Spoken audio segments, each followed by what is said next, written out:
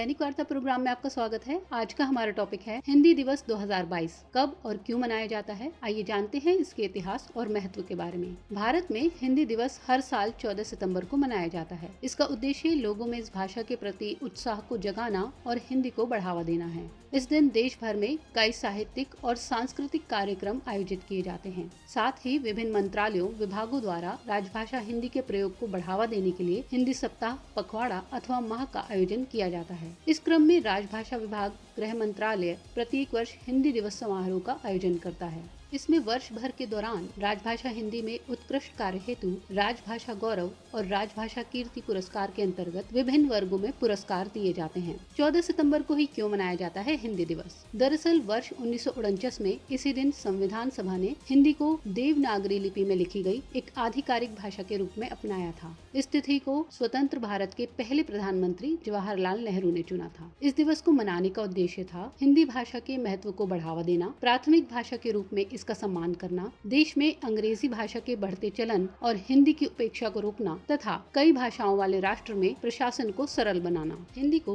राजभाषा के रूप में अपनाने के लिए कई लेखकों, कवियों और कार्यकर्ताओं द्वारा प्रयास किए गए।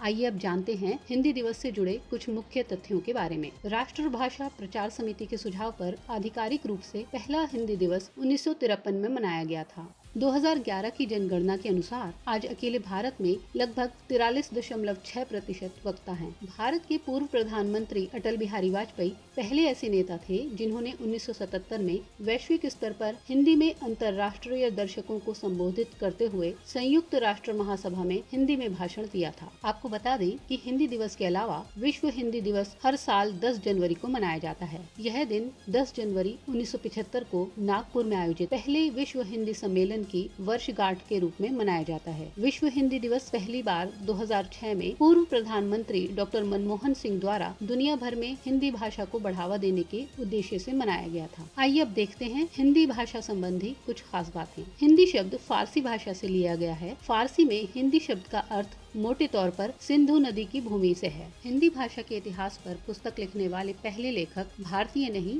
बल्कि एक फ्रांसीसी लेखक ग्रासिम दतासी थे। कवि अमीर खुसरो पहले लेखक थे जिन्होंने पहली हिंदी कविता की रचना और विमोचन किया। यह भारत गणराज्य की 22 अनुसूचित भाषाओं में से एक है। भारत का संविधान अनुच्छेद 343 के तहत हिंदी को आधिकारिक भाषा के रूप में मान्यता देता है। अनुच्छेद 343(1) के तहत संघ की राजभाषा हिंदी और लिपि देवनागरी होगी और संघ के शासकीय प्रयोजन के लिए प्रयोग होने वाले अंकों का रूप भारतीय अंकों का अंतर्राष्ट्रीय रूप होगा।